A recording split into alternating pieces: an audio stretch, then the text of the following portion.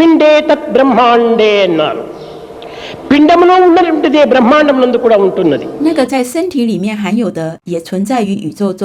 బ్రహ్మాండమును విరాట స్వరూపమని, Brahmada 是上帝的宇宙形体， పిండాండమును అణుతత్వమని 并Damda 代表原子形体。 మనం భావిస్తున్నాము. 我们认为他们是这样的， ఇది చాలా పొరపాటు. 这是一个错误观念。 అణువునందు ఉన్నటువంటిదే ఘనమునందు కూడాను ఉంటున్నది. 它在原子中，也存在于宇宙中。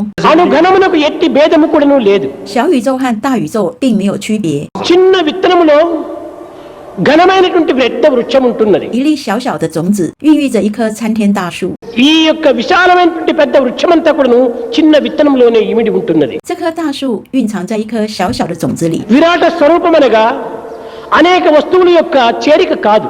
这个宇宙形体并非所有物体总合起来， అనేకత్వం యొక్క ఏకత్వం కూడాను కాదు. 它并非多元一体。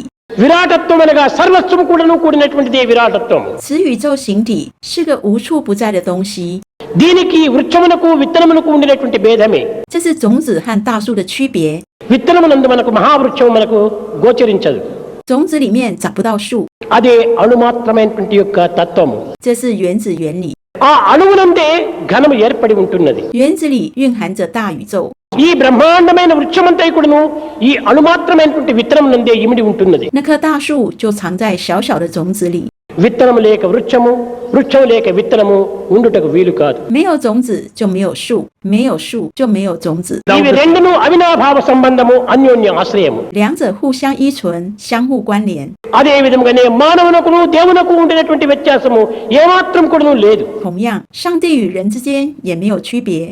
దైవత్వం నందు ఉన్నటువంటి యొక్క దివ్యత్వమే మానవత్వం నందు కూడా ఉంటున్నది. 上帝的神性也存在于人的内部。